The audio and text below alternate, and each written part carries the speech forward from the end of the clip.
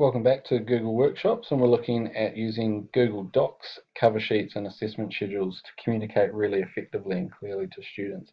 This is the third of 5 workshops, and in particular in this video we're looking at tip number 8, and that's to format our assessments and schedules to allow for self-managing assessment capable learners.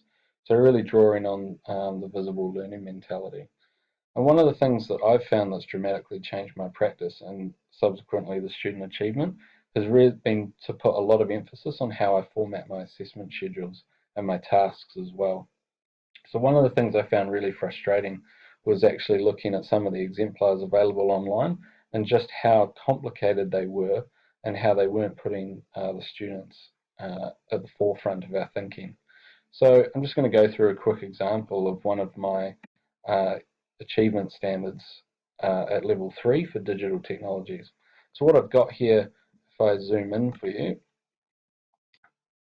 is I've got the assessment criteria and those achievement statements for achieved merit and excellence for demonstrating comprehensive understanding of complex concepts of digital media.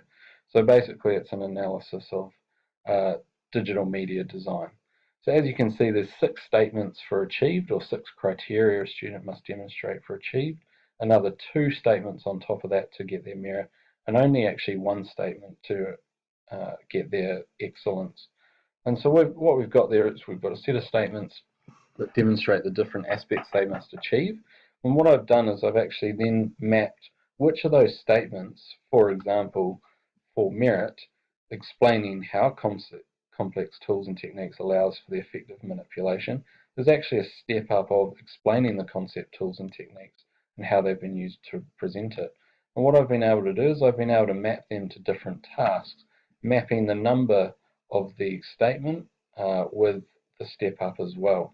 So as you can see in task 2, statement number 1, the first thing that a student was expected to do for achieved is actually really closely aligned with the first statement on how a student gets for merit. So I can actually design a task to allow that student to step up into from achieved to merit.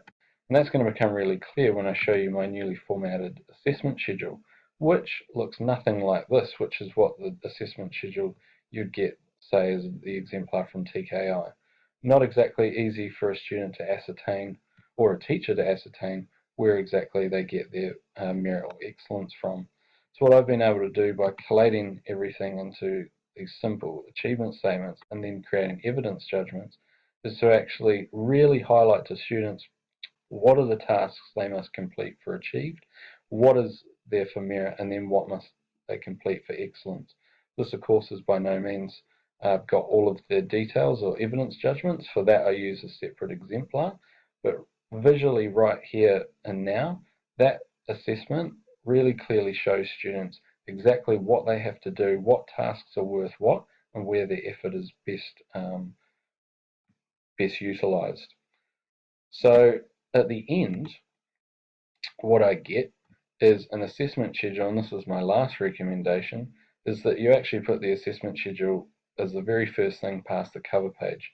It means that my students are consistently having to scroll past it and interact with it before they even get down to actually filling out or completing the different questions or tasks involved.